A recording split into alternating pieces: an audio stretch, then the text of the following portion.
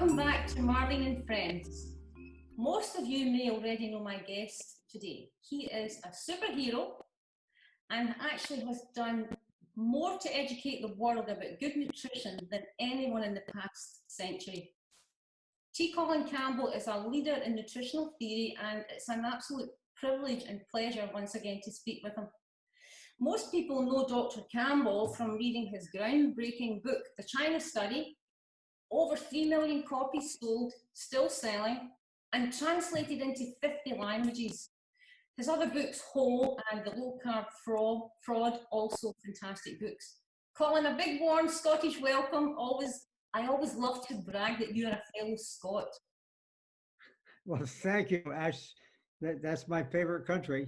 Yeah, good. And we're going to get you here soon, I promise you. So, you know, in our last interview 5 years ago now, I'm so excited to share with the world that you have another incredible book coming out in December called The Future of Nutrition.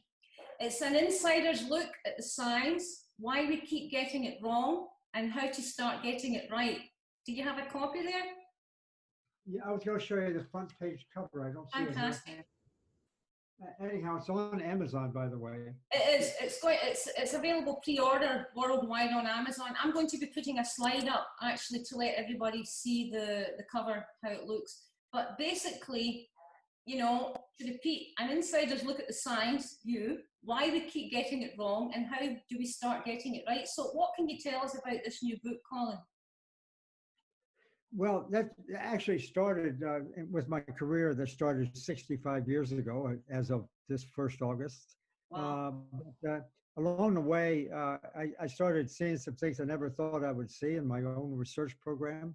And eventually I ended up for a year at Oxford University in England, at a time when I was really being particularly attacked, if you will, by some of my colleagues that were even talking about some of my stuff. And so I got involved in Oxford to sort of go back in history to see if I could understand why all the vitriol and the angst and the confusion and so forth. And so I found something really amazing, all from the British Isles, you know, in terms of history going back to the late 1700s. It was really fantastic. So I learned a lot from that history, bottom line. And that history tells us a lot about where we went wrong. It really does. And so in the book, I'm sort of giving that background and then getting into the question concerning how did institutions form. By that I meant, you know, not only for-profit institutions, but also governmental, academic, and so forth. And I think it's a great story. At least it's been very convincing to me, and in terms of what nutrition is, as well as what cancer is. And so the book is really trying to sort out the history, if you will, from some of the things we think we know, some of the mischief that's been caused during that time. And so it was a lot of fun writing it. Well, I know it's going to be another big seller because the world for sure needs your work. I mean, you know, I can't reiterate how much you have impacted the world of nutrition, the most important person in the last century. Phenomenal. So, Colin, why, despite the many advances in science and technology over the past few decades, does our health seem to be getting worse? Well, for one thing, we have really learned to like money a lot, more than we should. So, you know, we live in systems where making money is, if you will, I think you would probably agree, is the most important thing of all. And, you know, we'll do on, and say, I'm using that word we rather generally, loosely. But there's some folks who want to make the money regardless of whether information is good or not. And, you know, we can sell food that makes a lot of money, especially food that comes from animals, if you will. That really makes a lot of money. So the entire industry, food industry in Western countries at least, is largely based on livestock. And now, of course, countries elsewhere in the world too are shifting in that direction. There's something about that. I don't know what it is. I was raised on a farm myself, and so I know it from that perspective. But we went way overboard on that one. Yeah, it's unbelievable actually. And you know, as the world, you are our world leading expert. There's no two ways about it. So how would you describe good nutrition and what can it do for our health? Well, nutrition, just to define it quickly so we're all on the same page, I call it the biological expression of food. Mhm. In order to distinguish the word nutrition from diet, for example, or just from food, it's the way food works in our body. And when we look at it that way, and we get into inside of cells and into the physiology and biochemistry of all those reactions, it tells us something really amazing. What we're looking at is basically nutrition or nature. And so once we understand that, then I think we can start to move forward because it is basically whole food that matters. It's whole food, number one. Number two, we should stick with plants, basically. I mean, two simple ideas, just going straight forward. And we have a lot of variety, of course, in using that food any way we wish. So I think it's a simple message, but at the same time acknowledging the tremendous variety and acknowledging the very complex science that lies beneath it. So I think we have to tell that story and then inform people how can they do it. As you know, Marlene, from all of your work, it's not that easy to get people not familiar with this to even try it. And it's been my experience, if you will, and understanding of that when we try to do these things, people only try it maybe for a short while and they might become impressed perhaps, but then they drop off the wagon, we say.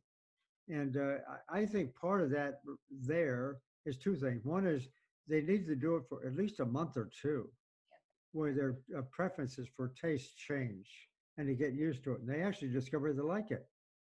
They actually discover they like it. And at the same time, we need to have our national authorities acknowledging that this is a very important science.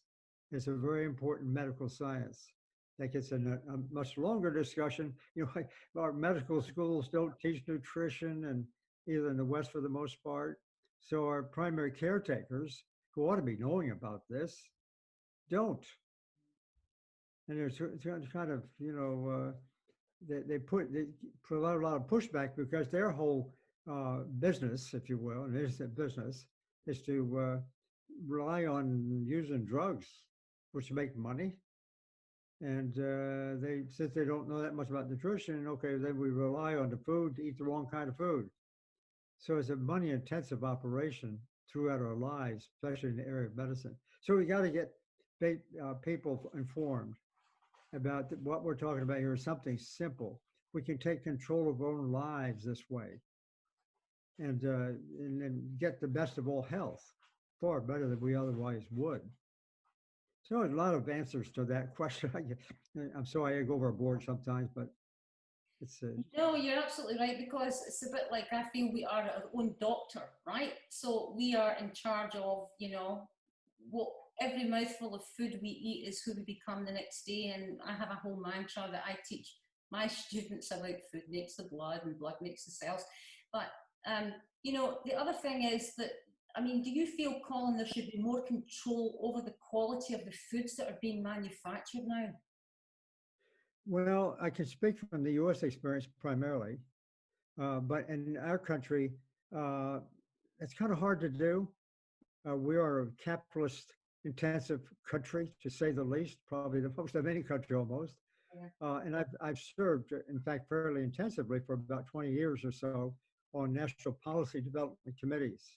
So I was operating, in a sense, uh, at the interface between industry, government, and academia.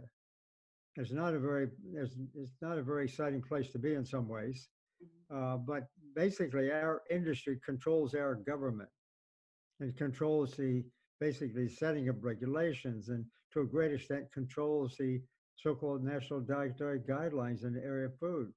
So industry has a very strong hand in this, and academicians who are invited to come along and give their so-called expert advice, unfortunately, our academies, our professional academic institutions are now unfortunately corrupted by corporate money. So it kind of comes down to, who can make the most money as to who controls the levers, who controls the knowledge, who controls this and that and everything else. I guess I'm discouraged in a way that it's gone so far that way that we've got to change that. Well, I mean, And I don't know whether, yeah, I don't know whether the government can really, to some extent, yes, they can control some of this behavior, but the best way to control that behavior, I think, is just finally opening up and telling the true stories that you've been telling, I've been telling, and others been telling. Here's the way nutrition works, folks. that's right. It's just I something mean, like that. the proof's in the pudding, right? You know, I was actually just doing a health consultation yesterday, or the day before yesterday, for a lady, and her blood sugar has already come down from 122 to 103. So she's proven to herself that it's the diet that's caused her blood sugar to be escalating to that incredible height. So Right. it's you know, it's back to being you are your own doctor. The whole thing about cognitive dissonance is always so huge, though, you know, when you're trying to present the information and say, stop all the animal foods, all the fish, meat, everything, and just eat a plant-based diet. Try it for 21 days and just see what happens, right? Because they see it, they feel it, you know. The thing that I feel is most important is that we need to have, I know your family in Nelson, they have an incredible grassroots movement. That's the only way that's going to change the world, is education. As you say, it's not the government. 1 in 3 people in the UK are now obese. I send my weight loss programs, you know, it's not weight loss, it's about dieting is out and healthy eating is in. So you don't need to have that obesity epidemic. And then people go on and on about how it's an elitist way to eat this way. It's not. I create recipes for £1 a day, £1. You can buy vegetables. So anyway, this is about you, not about me. So where does the study of nutrition go from here? We were asking, right? Well, I guess a couple of specific recommendations that I've been making more formally and in the right places, I hope, but namely, our medical schools must begin teaching nutrition. For me, it's the premier biomedical science of all. And so we've got to teach it to our professionals. And I say that in this case, the government can help out making that happen because medical schools depend to a great extent on funding from the government. The government can easily make a decision, hey, we're not going to provide any more funding unless you provide a legitimate course of nutrition. And all the physicians and nurses, uh, uh, practitioners of all sorts, they need to be familiar with this topic. So number one is education. Number two, at least in the United States, I think it's obviously different there. Yeah. But here in this country, our physicians don't have an opportunity to get adequate reimbursement for teaching this kind of material. And so it's tied to what we call the medical specialties categories, of which there are about 130. There's one for cancer, one for this, that, and everything else. There's not one for nutrition. So with doctors not being taught, number one, and not being, secondly, not being able to be reimbursed for their services, that almost shuts the door. I mean, what else can you do? On top of it, then we have an NIH that's funded all my research. The NIH is made up of 27 institutes, one for each kind of disease, if you will. There's not one that's dedicated to nutrition. Wow. And all my funding came from NIH, basically, from the National Cancer Institute. But we need to have an institute dedicated to nutrition. There's three things. And then at the policy levels, we need to do something too, and that's acknowledge the problem, then get on with trying to solve it. Yeah, that's right. I mean, you're a solutions man, right? That's what you do. You give the information, you solve it. The solution is at hand. It's there for everybody to learn for, you know, for free, you know. Take all the animal foods, put all the plants in, and watch your life changing, your vitality, you know. I mean, you know, for instance, when I look at you and I think, as you clock up the years, Colin, your passion to share the truth is unstoppable. I mean, you know, I bow down to you in admiration. 61 years of trying to put this information around the world.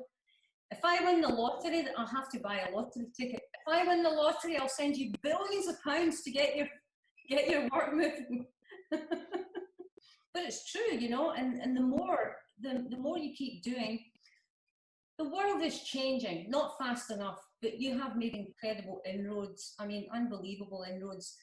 I wanted to also ask you, do you think science has any limitations when it comes to understanding food? Yes, I'm kind of science is my favorite. Obviously, I spent my career in science, Sure. but to me, science is a way of thinking. Basically, we try to rely on facts, and of course, everybody will say they have their own set of facts. That's not going to be quite true. We can have some guidelines for what are facts, and in the scientific community, there's certain things we have to get used to. We do some research, we find out what we think are the facts, and then we have to share those facts in a way with others who are the peers. We have to put ourselves before our peers to be challenged. Mhm. And finally, we can come to terms of what we agree to. We can, and then that gets published and so forth and so on.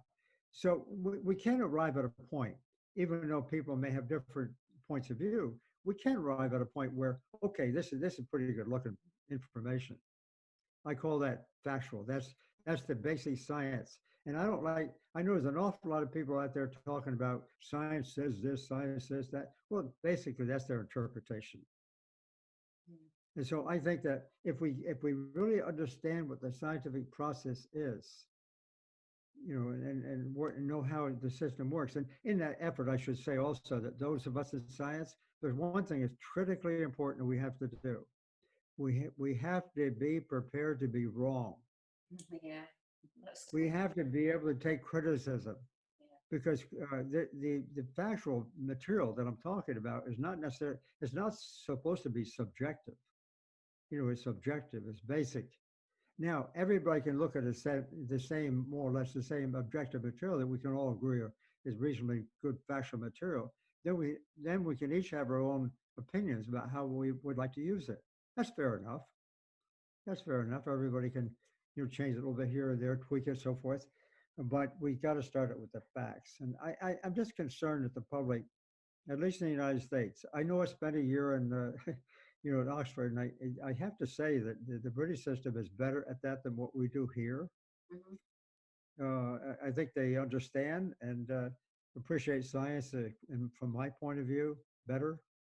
I know that's true for the medical journals and the scientific journals published in Great Britain.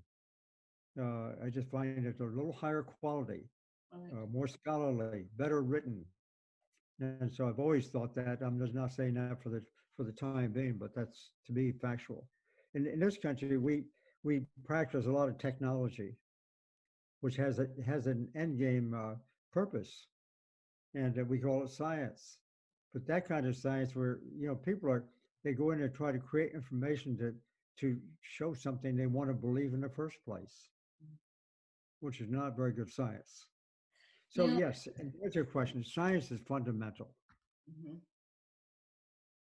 I mean, you take on the institution of nutrition itself, right? The history of how we get locked into focusing on disease care over health care, and the widespread impact of our reverence of animal protein on our interpretation of scientific evidence, etc., etc. Um, you know, for me, the future of nutrition, your new book that's coming out, must be the book that's going to flip the world to a whole food, plant-based, vegan way of living. It has to, Colin. It must. How confident are you? Do you feel that everything that we need to know, everything that we already know, the future of nutrition is going to be bigger than the China study? Yeah, I don't know. I can't really answer that. But on the other hand, I would hope it might be, because now we have some existential problems, Mm-hmm. big, big problems. I Huge. mean, obviously, we have the whole environmental issue, Yep. which food is the major part, according to the United Nations, WHO sort of considerations. Number one, so environment's one thing. The second thing is, at least here in this country, it's cost of healthcare. We lead the world in the most cost per person and so forth. That's enough to break the back of an economy if we don't do something about it. So those two things. Then we have a third one that's just popped on the scene here in the last year or so. That's this thing called the coronavirus catastrophe that we have. And everybody's scared to death and, don't know what to do. And we're supposed to be hanging around and do these things like wear a face mask, practice social distancing, all those things that they tell us we should do so we don't come in contact with each other. We're paying a big price for all of that, which it's okay. I guess we can pay a big price to obviously save lives. That's not the point. We've got to do what we can do. But on the other hand, in that effort of doing all of that, uh, we there's a basic understanding, or I should say, a lack of understanding, on the part of the authorities of the possibility that food can be used to resolve this issue. I'm talking about viral diseases, and in this case, we're talking about a virus. It's a nasty virus, but we have viruses. We've had viruses all during our lives and before, and we're going to have them and continue to have them. And so the question then becomes, it's a bigger question, how do we confront the viruses in a better way than what we're doing? Because occasionally a virus will come along, it's really nasty. It's really nasty. And so is there some way that we can think about how to handle that? I'm going to argue we can do it through nutrition to a great extent. And 30 years ago or so, as you know, Maureen, we did the study in China. And we collected a lot of information at that time, a lot of nutrient factors, and we collected a lot of information on the mortality rates for about a dozen different diseases. And then we collected some other sort of geographic and sort of economic kinds of issues as well. So we had a big volume of data. From that, we made some interpretations of the data. Of course, it was huge. The New York Times said it was the most comprehensive collection of information ever in the history of medicine. But I'm sorry to say that we haven't even begun to tap into all of that we need to do. So what we did have, and I just realized this, I kind of dropped the ball from years ago, but with this thing here, I remember it. Hey, we were looking at viruses in China, viral diseases. Oh. And so we had access to some nutrient information, of course, for a population of 8,900 people. We're in the people living in 170 different villages, if you will, where the disease rates were very different. It was a perfect setup. So that's why we got involved in doing this China study at the time, to see why is it that cancer is so localized in certain geographic regions and not in others. That was the fundamental basis. And the Chinese had basically established that themselves prior to our work. So we got involved with my great colleagues at University of Oxford, really hugely effective, really good people and good scientists, and people in China and a bunch of other labs went there to China and collected all this information. Lo and behold, we have information on these viruses. Wow. And I started going back and looking at it. And we did that study twice. We did the big study in 1983, 83, 84. It came out in 1990. But then we went back a second time and repeated it a second time. That's not so well known. And the second time we included Taiwan. This is the first research between Taiwan and China. In fact, I took a couple of years politically to draw those two factions together. It's kind of fun. But in any case, we ended up with this body of data that involves almost 9,000 people. So we measured, I'll get to the point. I'm sorry it's taken so long, but I got to be careful about how. Wonderful. I have to tell this very carefully, and so if I lose your bit or I'm off chart, holler at me. But, no, you're not. It's great. But in any case, we collected a lot of information on some viruses, and one of them is a very well-known virus in many parts of the world. It's called hepatitis B. Hepatitis B virus. There's the hepatitis C virus as well, but we knew about hepatitis B in those days. Hepatitis B causes primary liver cancer. It's very serious. And liver cancer is almost like the #1 cancer in some of the Asian countries, in particular, in African countries. It's a serious cancer. So that cancer has been, we've been wrestling with that for 30, 40 years. We collected information in our China study on the presence of antibodies to hepatitis B virus. Mind you, antibodies, that's the reflection of immunity. Yeah. We collected information on antigens. That's the active virus. So we had both sets of data for a total of 8,900 people. And then, of course, we had outcome, like how much liver cancer occurs in different places. And then, in addition, on top of it, we collected a whole lot of information on nutritional characteristics. So I was able to go back just recently with the problem that is now and have a look at what did we really have. I'm blown away. I'm really blown away by the fact that uh, that nutrition has such a strong effect on viral diseases, something not generally accepted or known at all in Wow. Western medicine. I mean, nobody talks about nutrition affecting those kind of disease. We tend to talk about how does it affect the degenerative diseases like heart disease, cancer, diabetes, and so forth. So that's getting much better known, obviously. But the question concerning the effect of nutrition on viral disease is relatively unknown. And I'd like to show you my summary of the data. That would be fantastic. I mean, repeat that 100 more times if you want, because it's incredible that it's not being generally known around the world, what you've just said. Amazing. We'll have some fun here. As I say, stop. It's always fun speaking with you. You're amazing. Okay, so as you see the title there, COVID Crisis, Lessons from China, question mark. This is what I want to share. And I'm particularly going to spend most of the time talking about our work with hepatitis B virus. Mm-hmm. Now, that's a different virus, obviously, from the coronavirus, so people will say. They might say, for example, and medical authorities will say this, but they're not correct. They will say, wait a minute, you can't talk about one virus and the nutritional characteristics of that and apply it to the coronavirus. I'm going to say, yes, I can, because we'll show you the next slide. But before getting to that point, I just give you a sort of an outline here of, a broad outline of what we're talking about.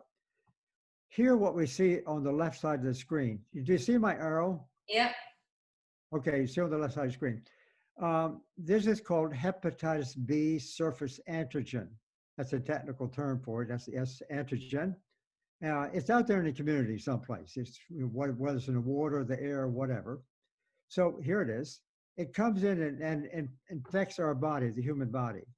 It lands somehow, it comes into our body. So now when it does, now we're infected. Now we test positive. The surface antigen is there. At first, we don't get symptoms. It takes a little while for symptoms to develop. And it varies between different viruses. In this particular case, the symptom is very serious. It's liver cancer. So that's one way it can go. The antigen comes in, is sitting there, and causes liver cancer. And I'm going to talk about that link in a moment. But basically, the first thing that our body wants to do is to get rid of that. We have a defense mechanism. That's the immune system. The immune system is very complex mechanistically, but it's generally recognized as in the form of antibodies. If we can form antibodies, okay, then we're said to be reasonably immune in many cases. That lasts for a lifetime in some cases, maybe a shorter period in other cases, but in any case, that's the general principle. So this was collected in China. You see down here on the right side. Yeah. We had a total of, at that time, a total of 170 villages across China. Those little red dots you see there, that's where breast cancer, for example, is localized. So it was true with liver cancer as well, but that's where it came from. So I'm asking this question. What kind of nutrition favors virus immunity? Is there a certain kind of nutrition would cause that virus to create immunity in the formation of antibodies, as opposed to causing its problems, its dirty work? So when a virus comes in, it's got two ways to go. Either it can cause us problems in due course, or the body reacts, the body wins out and forms antibodies. So it turns out we collected, as I said before, a whole lot of nutritional factors that and information, and one is dotted lines that we collected information too on the antigen and antibodies. So that's telling us the number of people tested positive, likely to get liver cancer, as opposed to those who now have antibodies. And we have both kinds of data in that huge data set. Now, this to come back to the point I wanted to make before about all these different viruses. Even though hepatitis B viruses differ from the coronavirus, obviously, we should keep this in mind. Here's just a general scheme of things. We got tons of viruses out there. We're going to keep on getting them. We're never going to stop them. But so they come around. The first thing they do, they hit our immune system. That's the common ground for all viruses.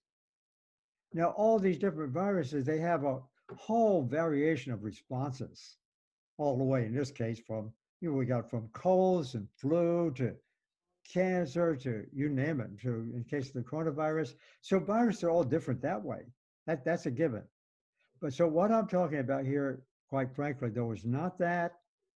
I'm talking about the one thing they share in common, all viruses. The thing they share in common is our immune system, because our immune system has been created just to take on this kind of problem. So I want people to understand that this is where I'm going to talk about now. So the question is, as I said before, is there something that some kind of information we have that can favor the formation of antibodies as opposed to antigens? I'm doing that here. There's two parts of this story. One is up here on the left hand. Well, no, I'm sorry, in the left hand corner. I showed that little scheme again. I just reduced it down. So now, again, just a basic scheme. We have the antigen, which is a live virus. We have the inactive, or the virus, or called antibodies. We're just looking to flip the chart around a little bit. Antigens going to antibodies. What do we know about that from our data? I will put the summary statement down. Plant food, when people consume more plant food, they are much more likely to convert that active virus to antibody and grow immunity. It's that simple. So what evidence do we have? Let's get a little bit deeper. We had about 100,000 correlations in our study, just an abundance of all kinds of things, and a number of them concerned exactly this point. And these correlations are generally rated according to their statistical significance, all the way from those that are statistically significant. So we say, that is to say, probability of less than 5%, that we're looking at something random. Here's less than 100, less than 1%. Here's less than 1,000%. 1/10 of 1%. I'm sorry. So just keeping up, I have little stars here, and that just shows the significance of the correlations that I'm going to show you. And what I want to show here is all the correlation we have. And when we consider them collectively, they really are. They're quite amazing. Here they are. Okay, so it turns out that the people who are eating plant food, the amount of active virus around goes down dramatically. It goes down. The amount of antibody present goes up. So people in plant food, they're converting the antigen, which is going down, to antibody, which is going up. Good thing, good deal. Fantastic. And here's the specific things that we actually measured with those statistical significant indicators. This is dietary plant protein. It's significant at the PO1 level. That's very significant. Thiamine, which is another factor in plants, of course, only in plants. Dietary fiber, there's that. We have that. I'm only showing you the statistically significant results. This is really important. Over here on the other side, we've got people eat more dietary fiber, more plant protein, antibodies going up. Statistically significant. Most importantly, people eat more vegetables, highly, highly significant. Eat vegetables and form antibodies. That's simple, at least for this particular model, the hepatitis B virus. That's, I think, quite impressive. And so there's 4 sets of data here we had access to. This is one set, the relationship between plant food and antigens. Here's a second set. Here's 2 more sets having to do with animal food. Here, animal food, in contrast, as far as our data were concerned, says that people who eat little animal food are going to keep the virus around. You're going to hang around. It's not being converted to the antibody. And what was really remarkable about this, Marlene, is that in China, they don't eat much animal food. Not in the areas we were surveying, very little. I did not expect to see anything from this small intake of animal food. But sure enough, even reasonably small amounts of animal food favored the presence of antigen. Quite amazing. And so there's the data on that point. The antigen, the active virus, is highly significantly correlated with liver cancer, as you might expect. That wasn't true with plant food. The plant food, they don't form liver cancer quite that way.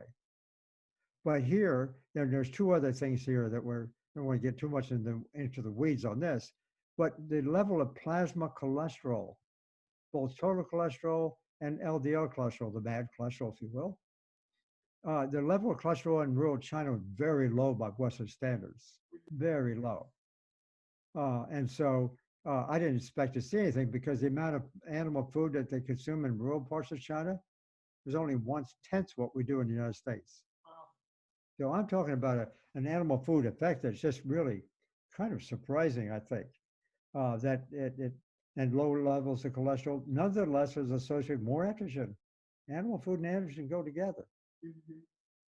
And over here on the right side, in this case, the animal food is actually depressing antibody formation, as indicated by these things. The amount of animal food actually consumed, the percent of the total diet consumed, and of course, the amount of cholesterol consumed, which only comes from animal foods, of course. So we have 4 sets of data here, all statistically significant, all working in favor of plant food causing antibodies, animal foods causing estrogens. Pretty straightforward. So I'm going to go another step here or two. What's I going backwards? Sorry about that. Okay, now I want to turn your attention to something else. We took those data at the time and brought them back to the lab, and I wanted to see, in this particular case, it was a experimental mouse model. There were mice at that time that were already infected with the hepatitis B virus. They're called transgenic mice. And so we wanted to see if the effect of animal protein on those mice, if they had any effect. And here's what we learned. Here's some liver sections of the mice. Here's these 3 slides here where the little arrows are. These are mice given a high level of protein, or casein in this case, a middle level, and a low level. The low level is not even high enough to even hardly meet their protein needs. So that's like having none at all. But in any case, you can see the dark stain. The dark stain indicates the prevalence of that surface antigen. It's going on to form cancer. So with the animal fed 22% casein, all that dark stuff there, middle level, not much, none. Here's the control over here. This is a normal situation. They don't have the gene. So these 3 groups here had the gene. They're going to form liver cancer. There it is. But they only form liver cancer when they're consuming higher levels of protein. Okay. We went further. I wanted to get some measurements, some numbers on this thing. So we did this. Now, this is sticky here. So just bear with me for a second.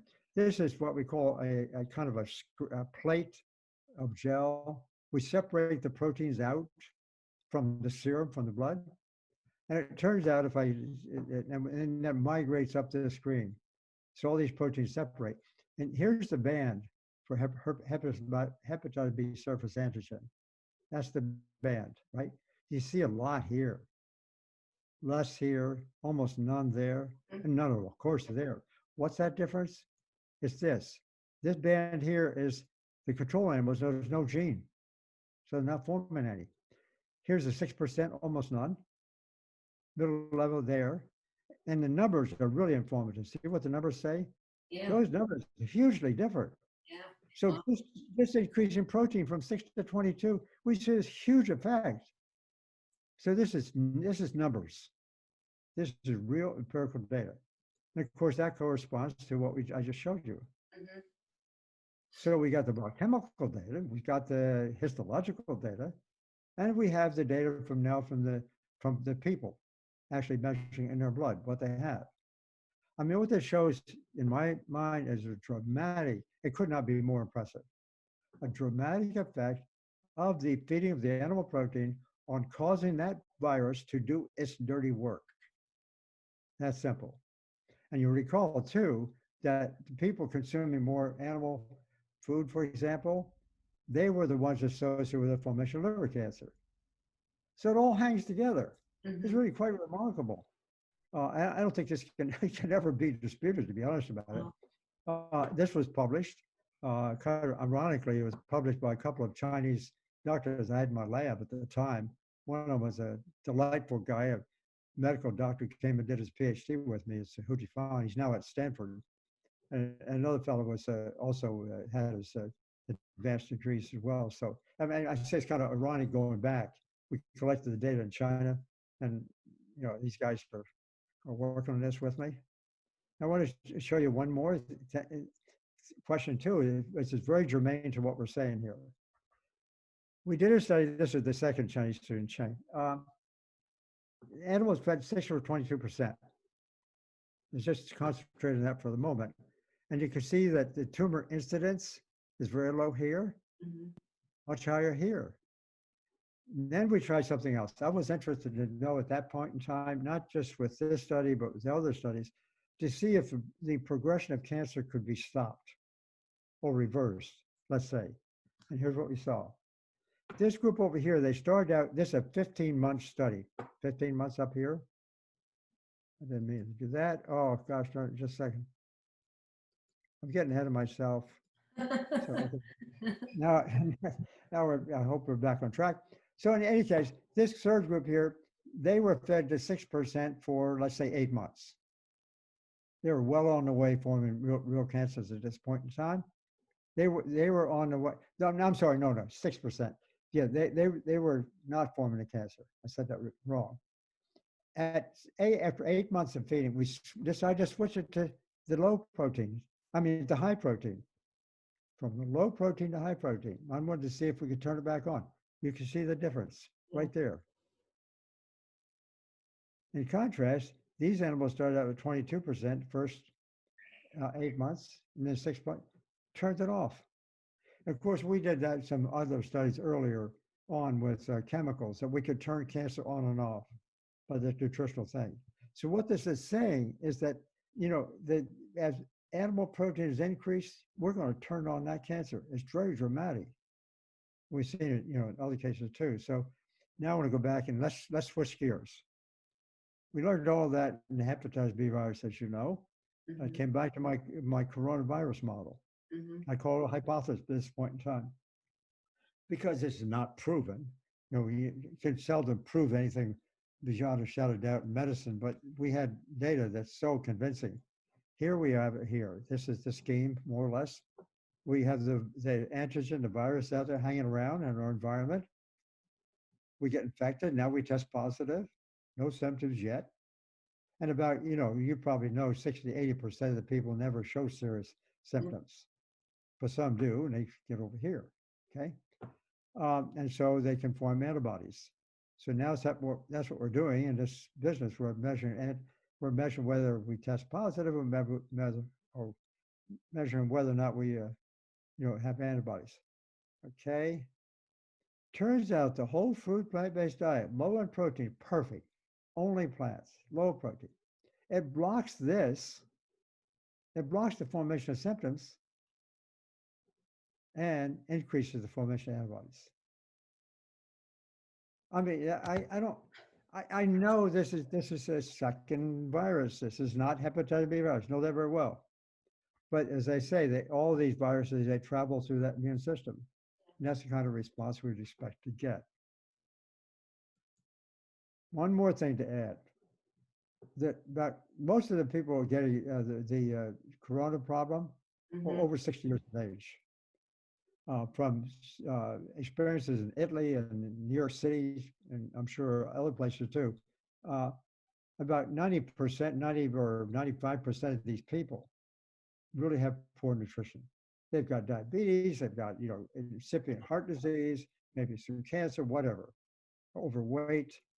So they are actually in the process of forming degenerative diseases, or they already have them. That's from poor nutrition.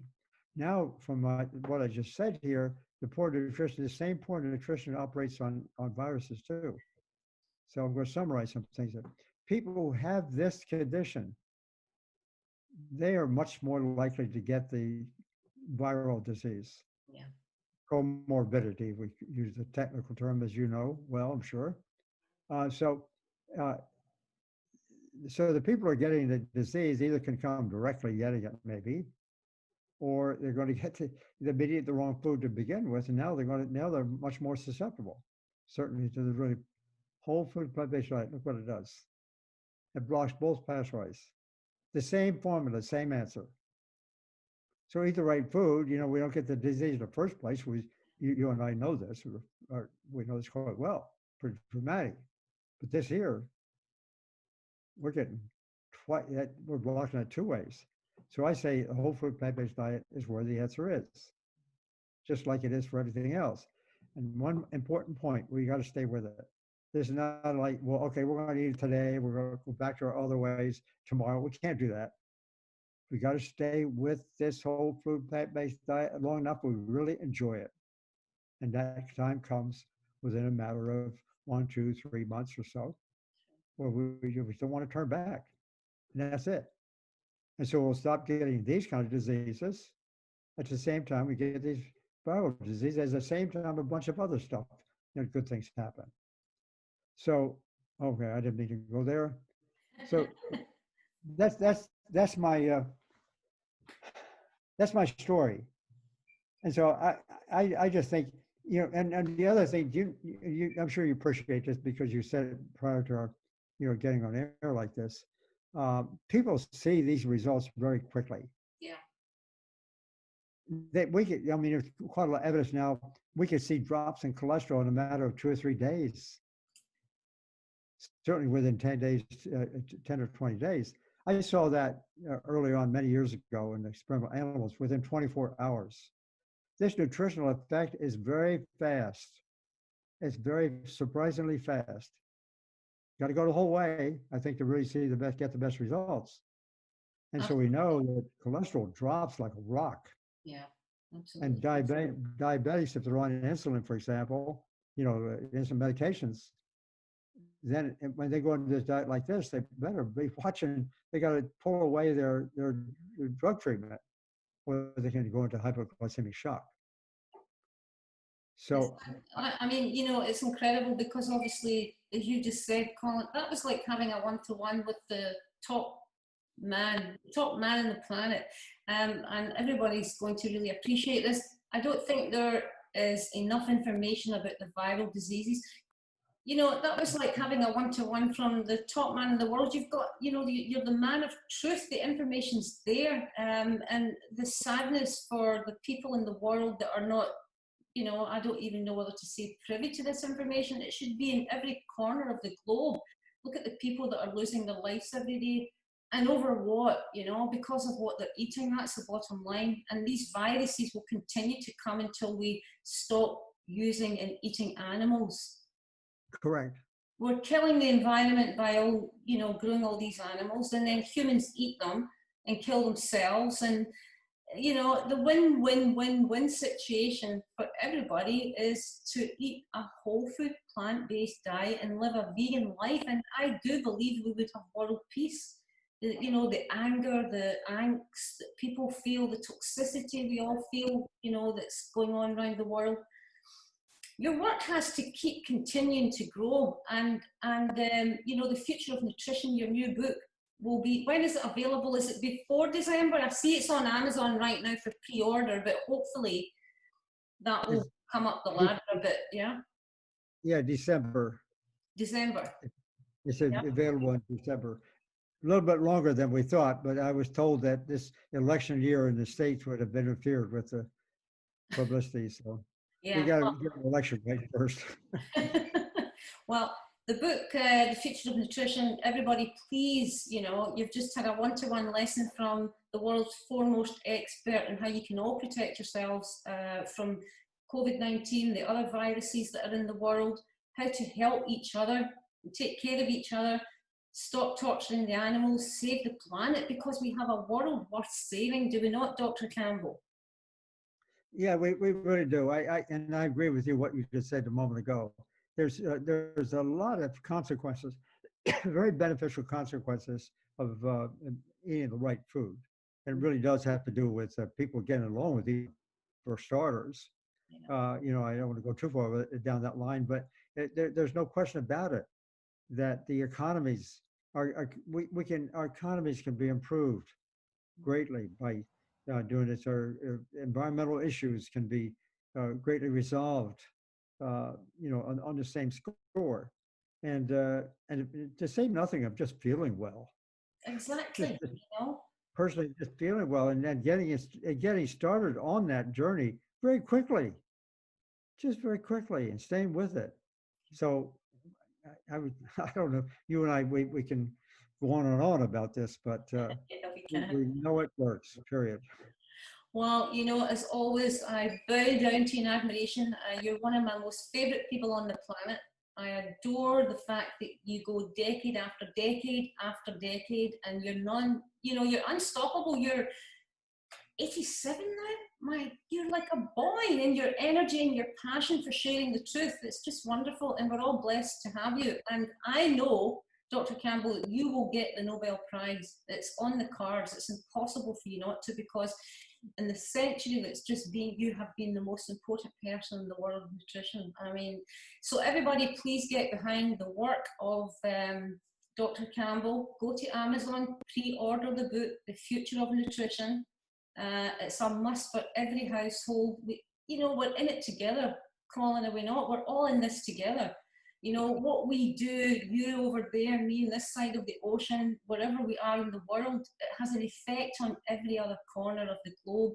So we all have to do it collectively. And I thank you for your time. I know you're a very busy man, and you're always working non-stop to better the world and help us all. So appreciate your time, and thank you so much, and look forward to getting you to Scotland. Yeah, I look forward to coming back. I mean, my father immigrated from Northern Ireland as a Scotsman, obviously, Yeah, but yeah, that's my original ancestral home. fantastic. Well, we'll all be singing The Campbells Are Coming, ta-ra, ta-ra. So there you go. We'll have you over here soon, and enjoy the rest of the day, and thank you so much for all your time. I really appreciate it. Well, thanks so much for having me. I do look forward to meeting you, Bill, again. Yeah. Okay, and you too, Colin. Lots of love from everybody.